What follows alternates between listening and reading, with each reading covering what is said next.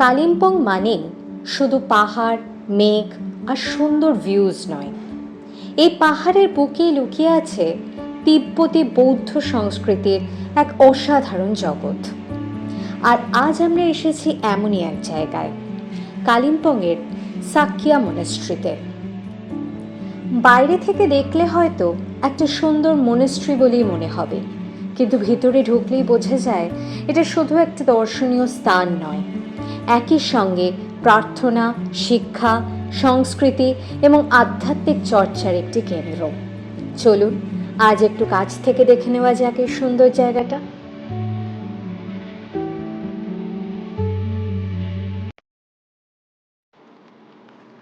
প্রথমেই একটি ইন্টারেস্টিং বিষয়, সাক্কিয়া কোনো নতুন বুদ্ধিস্ট ট্র্যাডিশন নয়।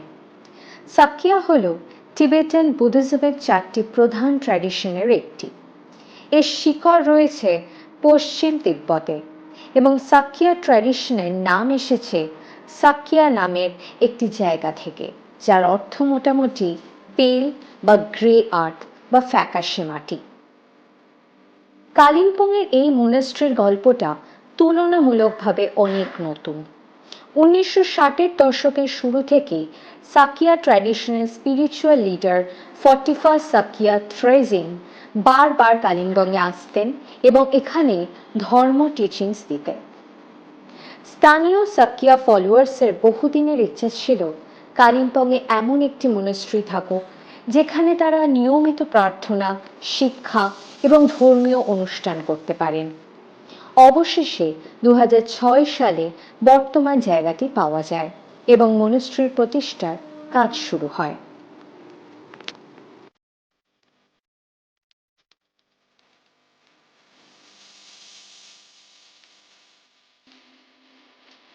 ভিতরে ঢুকলে প্রথম যে জিনিসটা চোখে পড়ে সেটা হলো বিশাল গোল্ডেন বুদ্ধা স্ট্যাচু।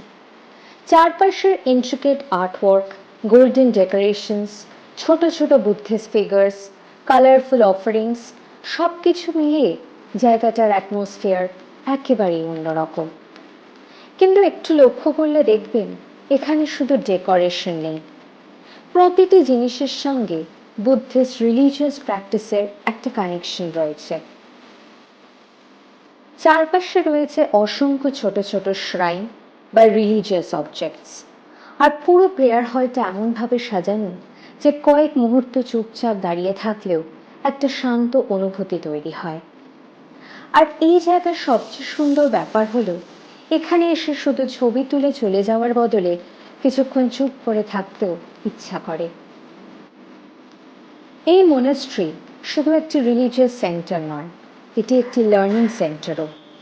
এখানে ইয়াং মংসদের ট্র্যাডিশনাল বুদ্ধিস্ট এডুকেশনের পাশাপাশি মডার্ন এডুকেশনও দেওয়া হয়। মংসরা traditional Buddhist ritual music, instruments, এমনকি স্যান্ড মান্ডালা তৈরির মতো ধর্মীয় শিল্পও শেখে।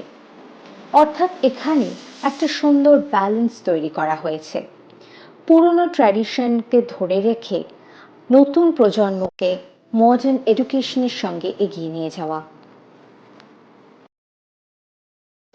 এই মনেস্ট্রি থেকে বেরিয়ে মনে থাকবে এই নীরবতা, এই প্রেয়ার ফ্ল্যাগসের দোলা, আর বুদ্ধার সামনে দাঁড়িয়ে পাওয়া সেই কয়েক মুহূর্তের শান্তি। এটাই হয়তো ট্রাভেলের সবচেয়ে সুন্দর ব্যাপার।